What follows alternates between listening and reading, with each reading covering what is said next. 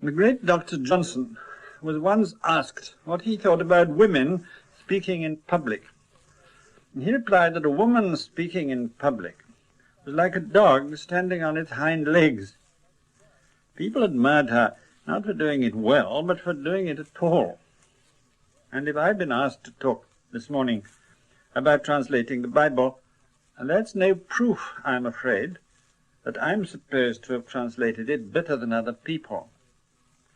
But I have translated it, and I imagine I am the only person alive who has translated the Bible into English all through.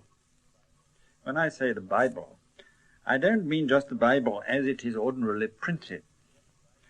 I include the part which you probably call the Apocrypha, the Book of Wisdom, and the 2 books of Maccabees, and so on, which makes it much longer, about 1/7 as long again. It took me 9 years to do it, and whether I did it well or badly, it's not for me to say. But in the course of those 9 years, I did form some fairly distinct notions about how the thing ought to be done if it's going to be done well. And those notions I'm passing on to you this morning, in case any of you should be trying your hand at it later on. 2 hints I'd like to give you from the start. The first is this. If you're setting out to translate the Bible, do it all yourself. Or, at any rate, if you're pressed for time, do the New Testament yourself and get a friend, one friend, not more, to do the Old Testament for you. You see, a good translation has style. The translator puts something of himself into his work. He doesn't regard words as mere symbols, each word in every language having an exact and invariable equivalent in every other language. Of course, if you're acting as an interpreter for the United Nations or some other international body, no difficulty of the kind arises. Every word has its exact equivalent then. An Englishman gets up and says, Her Majesty's government have studied the note communicated by the representatives of the Patagonian Republic and regret that they feel compelled to reject it as unacceptable. They are, however, exploring avenues along the lines indicated by the note, and are not without hopes of discovering a formula by which an approximation between the 2 viewpoints could be achieved while safeguarding the interests of both parties. All that you'll be able to translate into Spanish or any other language under the sun, because it is all journalistic claptrap, and all the words in it are mere symbols, mere counters. Translation in that sense is as easy as falling off a log. But it's different when you're translating literature and when you're translating it into literature. Then you've got to take hold of the meaning of your original and decide what is the perfect way of expressing the same idea in English. Translation in that sense is creative. Translation, as you see it in Urquhart's Rabelais, or Jowett's Plato, or Charles Scott Proust. Now, if you sign on as one of a team for translating the New Testament and agree to do, say, the Acts of the Apostles, the first thing which happens is that the general editor sends you round an enormous list of words that have got to be translated each in a certain way, each by a fixed equivalent, so as to make the whole thing uniform throughout. That means that you're not a free agent. You're working to a formula. And when you've finished your stuff and shown it up, the general editor goes through it with a blue pencil, for all the world like a schoolmaster, and cuts things out and puts things in and alters the order of words in the sentence until it isn't your translation any longer. No, don't let somebody else call the tune. Do the whole thing yourself. And the second hint I want to give you is this. Try to forget that anybody has translated the Bible before. That is uncommonly difficult, because we all know the Bible so well in some existing translation. Many of us have heard it read aloud ever since we were small, and can repeat whole passages by heart. All of us are familiar with a lot of phrases in it, because they've become part of the language. Did you know that the words, "I have escaped by the skin of my teeth," are a quotation from the book of Job? They are. Unto the third and fourth generation. Vanity, vanities, all is vanity. A soft answer turneth away wrath. Charity covers a multitude of sins. If you get into the rut of remembered phrases like that, you will find that you're not translating the Bible at all. You're simply producing a slightly revised edition of the Bible with which we're all familiar. These revised editions are always coming out, especially in the United States. But what does it really amount to? You think the word abide is a rather old-fashioned sort of word, and so you change it to stay. You think the word stink is a rather vulgar sort of word, so you change it to smell. You think the word similitude is rather obscure, so you change it into likeness. But when you've done all that, you've not produced a new translation of the Bible. You've only produced a hodgepodge. You've changed it just enough to annoy the people who like to have everything left as it is. You haven't changed it enough to make it, in any considerable degree, easier to understand. You see, it is a complete mistake to suppose that the Bible is written in old-fashioned English, and that's why we find it difficult to understand. The point isn't that the Bible, as most of us know it, is written in old-fashioned English. The point is that it isn't written in English at all. Our standard translations were made in the late 16th and early 17th centuries at a period of acute controversy, when Christians of every denomination were wrangling furiously with one another and trying to prove one another in the wrong by producing quotations from the Bible. Consequently, if you were translating the Bible, you wanted to make a literal, word-for-word rendering. Otherwise, people would say you'd cooked your quotations. That's what our English Bibles are in the main, a literal, word-for-word translation from Hebrew in the Old Testament, from Greek in the New. I'm not saying that such a translation may not be great literature. I'm only saying that it isn't English literature. Take a sentence like this.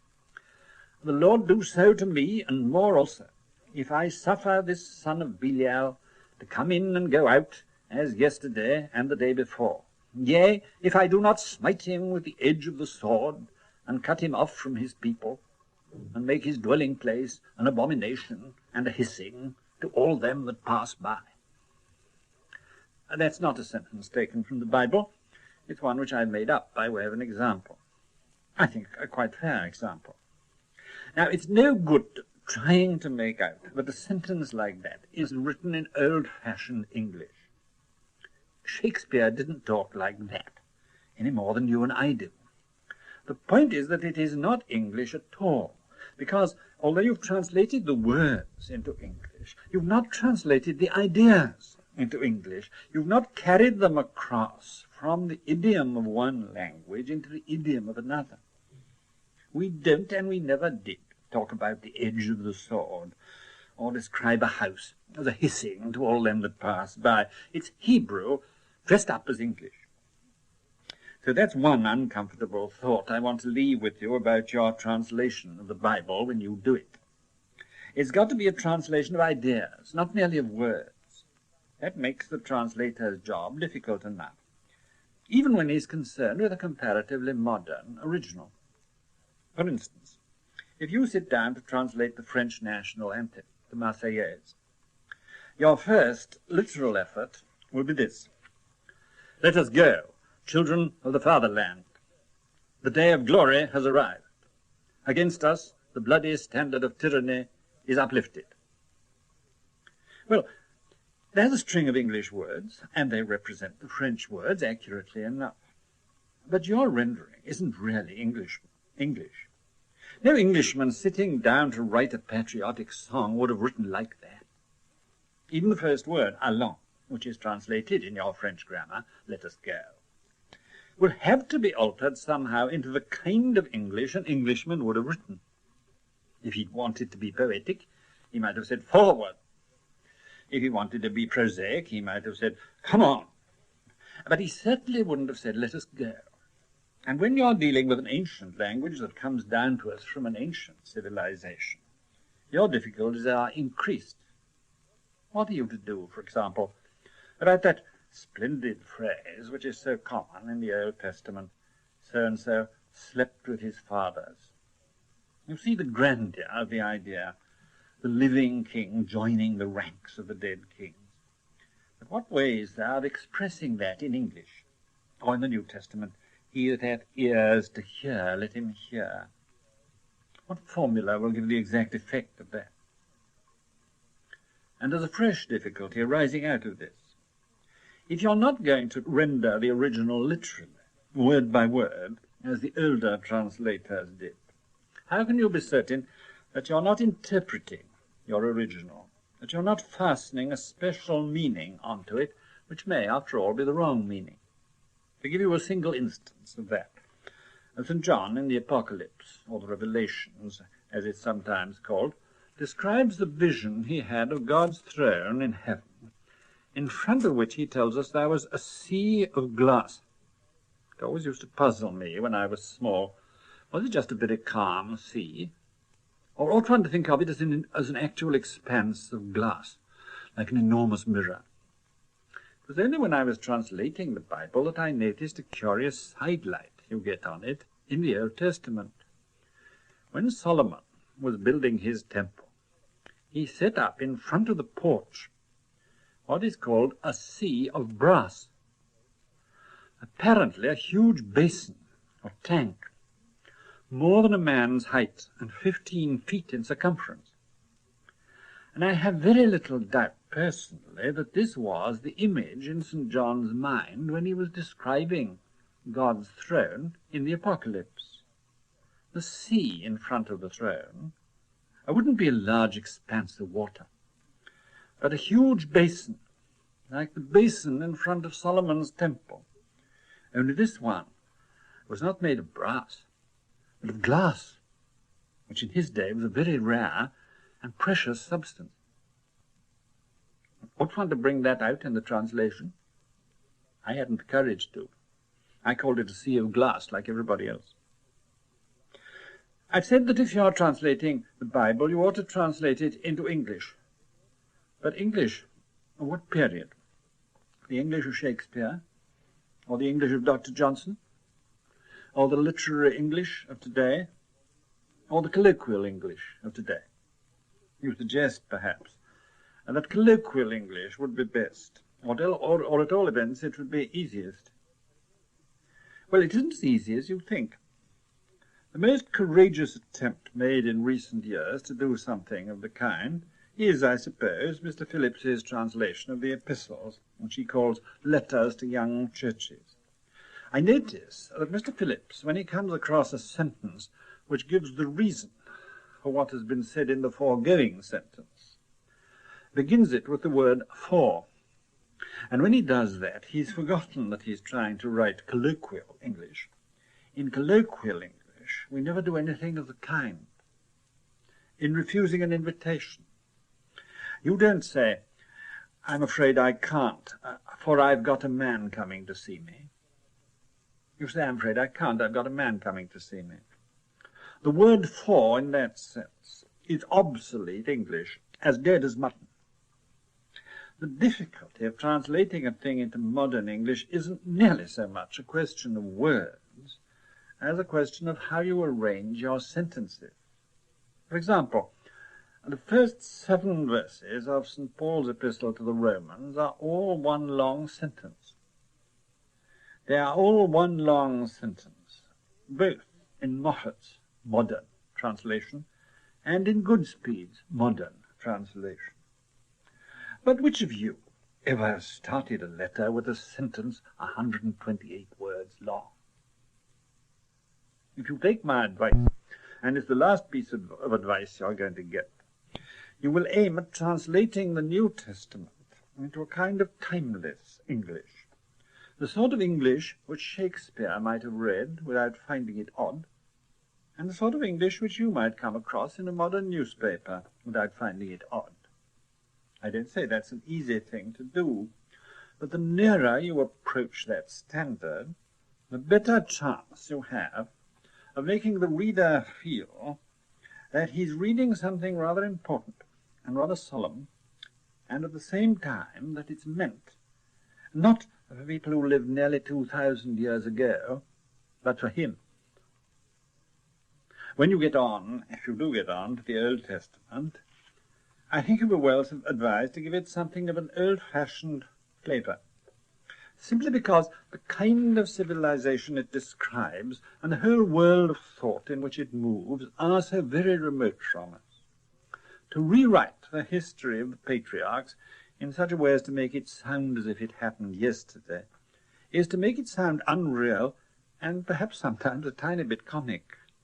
I have before me an American translation of the book of Genesis, which describes how Abraham sent out his steward Eliezer to find a wife for his son Isaac. Eliezer sets out with 10 camels on a journey of 500 or 600 miles, and as he goes off, Abraham says, "The Lord in whose sight I have lived will send his angel with you and make your trip a successful." The word trip is all right if you're going by aeroplane, but somehow it doesn't quite convey the idea of 500 miles on camelback. There, that's the best advice I can give you. I hope you will do it at your own satisfaction. I warn you, it's almost too much to hope that you will do it to anybody else.